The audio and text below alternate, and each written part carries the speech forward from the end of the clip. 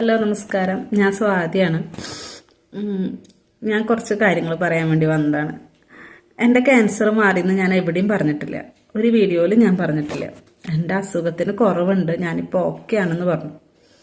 ഞാനെൻ്റെ അനുഭവം പറഞ്ഞത് ക്യാൻസർ ട്രീറ്റ്മെൻറ്റ് ചെയ്യുന്നവരൊക്കെ മോഡേൺ മെഡിസിനിലെ ട്രീറ്റ്മെൻറ്റൊക്കെ നിർത്തിയിട്ട് ആയുർവേദത്തിക്ക് പോകാൻ വേണ്ടിയിട്ട് ഞാൻ പറഞ്ഞിട്ടില്ല.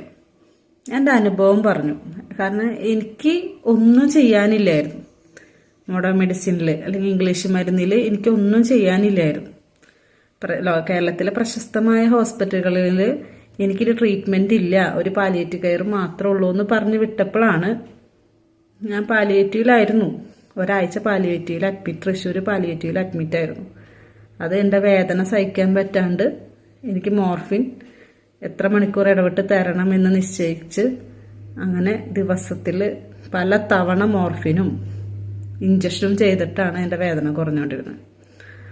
അവിടെ നിന്നാണ് ഞാൻ പറഞ്ഞ മാതിരി ഒരു ഫേസ്ബുക്ക് പോസ്റ്റിൽ നിന്ന് ജസ്റ്റിൻ ചേട്ടൻ വഴി ഞാൻ വൈദ്യരെ കണ്ടതും മരുന്നുകൾ കഴിച്ച് ഇപ്പം ഞാൻ ഓക്കെ ആയത്. ഓക്കെ ആയെന്ന് വെച്ചാൽ ഞാൻ ഉദ്ദേശിക്കുന്നത് എന്താണെന്ന് വെച്ചാൽ എൻ്റെ വേദന മാറി. വേദന എന്ന് പറഞ്ഞാൽ സഹിക്കാൻ പറ്റാത്ത വേദനയായിരുന്നു. ജീവിതം അവസാനിപ്പിച്ചാൽ പോലും തോന്നിയിട്ടുണ്ടായ നിമിഷങ്ങളുണ്ടായി വേദന സഹിക്കാൻ പറ്റാണ്ട്. കാരണം അപ്പം ഞാൻ ചിന്തിക്കുന്നത് എന്താ വെച്ചാൽ ഈ മരിക്കണ സമയത്ത് ഉണ്ടാവുന്ന ഒരു വേദനയല്ലേ ഉള്ളൂ, ബാക്കിയുള്ള വേദനയൊന്നും എനിക്ക് തിന്നണ്ടല്ലോ. അങ്ങനെ വരെ ചിന്തിച്ച നിമിഷങ്ങളുണ്ടായിരുന്നു എൻ്റെ ജീവിതത്തിൽ.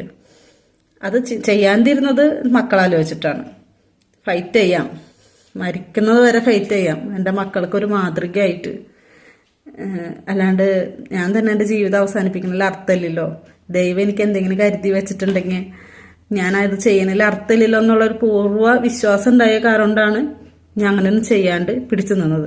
ഈ വൈദ്യരെ മരുന്ന് കഴിച്ച് എൻ്റെ ഏറ്റവും വലിയ ബുദ്ധിമുട്ടായ വേദന കുറഞ്ഞു പോയത് വൈദ്യരെ മരുന്ന് കഴിച്ചിട്ടാണ്. മറ്റുള്ളവർ പറയുന്ന മാതിരി വേദനയല്ലേ ഏറ്റവും വലിയ ബുദ്ധിമുട്ട്, അല്ലാണ്ട് അസുഖം അവിടെ ഇരുന്നോട്ടെ. ഇപ്പോൾ ഷുഗർ പ്രഷറൊക്കെ വരുന്നുണ്ട്, അത് മാറിപ്പോകുന്നുണ്ടോ? ഇല്ല. അതിന് മരുന്ന് കഴിച്ച് എല്ലാവരും കൺട്രോൾ ചെയ്യുന്നുണ്ട്. അതേമാതിരി എൻ്റെ ക്യാൻസർ അവിടെ ഇരുന്നോട്ടെ, അത് മാറിപ്പോണമെന്ന് ഞാൻ ആഗ്രഹിക്കുന്നില്ല. ഞാൻ ദൈവത്തോട് പ്രാർത്ഥിച്ചത് എനിക്ക് വേദന ഇല്ലാണ്ട് ജീവിക്കാൻ പറ്റിയാൽ മതി, എൻ്റെ മക്കൾക്ക് അറിവാവണ വരെ ജീവിക്കാൻ പറ്റിയാൽ മതി. അങ്ങനെ ഒരു പ്രാർത്ഥന മാത്രമേ എനിക്ക് ഉണ്ടായിട്ടുള്ളൂ.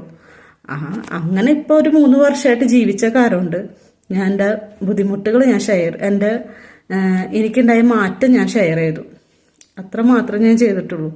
ഞാൻ ആരും ഉപദ്രവിക്കണമെന്നോ ആർക്കും എന്തെങ്കിലും ബുദ്ധിമുട്ടുകൾ ഉണ്ടാവണമെന്ന് വിചാരിച്ച് വീഡിയോ ഞാൻ ചെയ്തിട്ടില്ല. ഒരു നല്ല കാര്യത്തിന് വേണ്ടിയിട്ടാണ് വീഡിയോ ചെയ്തത്.